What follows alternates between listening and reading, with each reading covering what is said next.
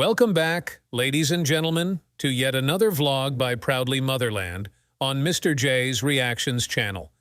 It is always a pleasure to have you check out my vlogs.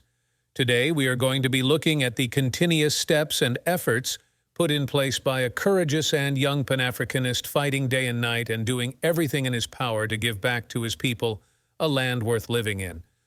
But before we do that, I would like to ask and encourage you to hit that subscribe button and notification bell so you can always be the first to see our new vlogs whenever we drop them.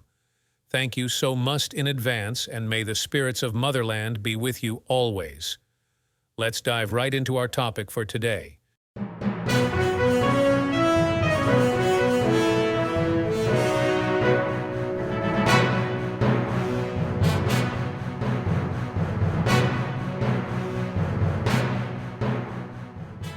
Capt. Ibrahim Traore has been on a personal mission of ensuring that Burkina Faso is rid of anything backed by the West, especially former colonial master France. We have all seen him move differently and hit various milestones, unlike the puppets France had let ruin Burkina Faso for the past decades.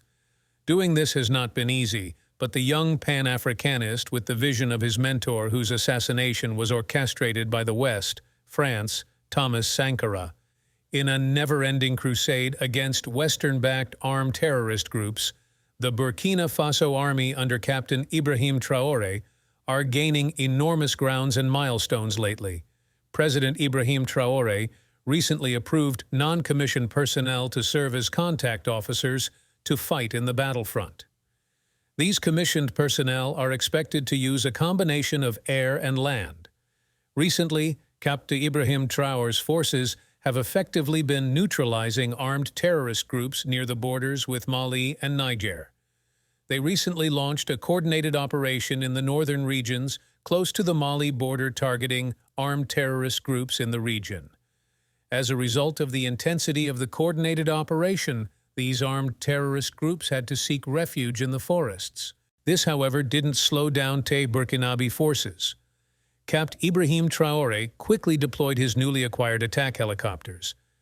These helicopters changed the outcome on the battlefront.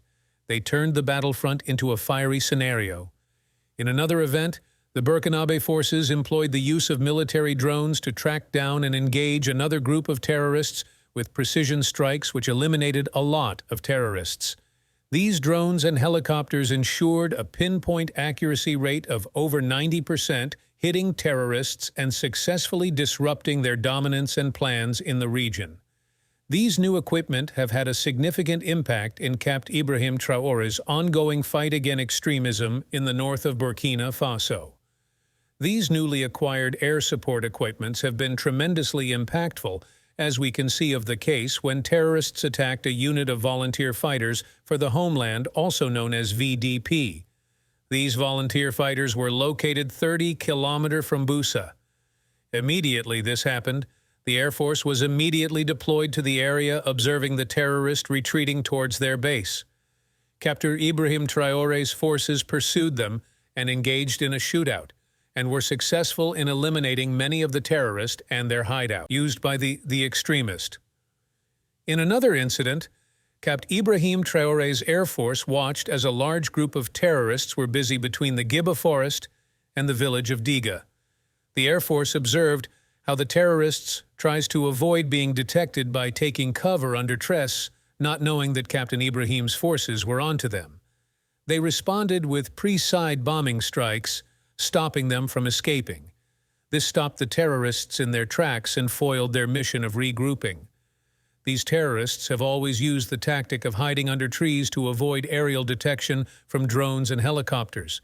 However, Captain Ibrahim's Air Force is not bothered about this with the new and well-equipped aircrafts they now possess and the recruitment of over 300 non-commissioned Burkinabes who want to live in a peaceful country. The deployment of helicopters and drones represents a strategic shift in Burkina Faso's counter-terrorism strategy. These aircraft will not only enhance the military's ability to conduct targeted strikes against terrorist targets, but also improve intelligence-gathering capabilities, enabling better coordination and response to threats. On the ground, the deployment of helicopters and drones is expected to have a tangible impact on Burkina Faso's fight against terrorism. The increased surveillance and firepower will put pressure on terrorist groups, limiting their ability to operate freely and potentially leading to the dismantling of their networks. The international community has been closely monitoring Burkina Faso's efforts to combat terrorism, with many countries expressing support for Traore's actions. However, there are concerns about the potential for escalation and civilian casualties, highlighting the delicate balance between security and human rights in the fight against terrorism. In conclusion, President Ibrahim Traore's decision to deploy well-equipped helicopters and drones to the battlefront against armed terrorists marks a significant development in Burkina Faso's fight against terrorism. While the move is aimed at enhancing security and stability in the country, its long-term impact remains to be seen. Thank you for watching, and stay tuned for more updates on this evolving situation.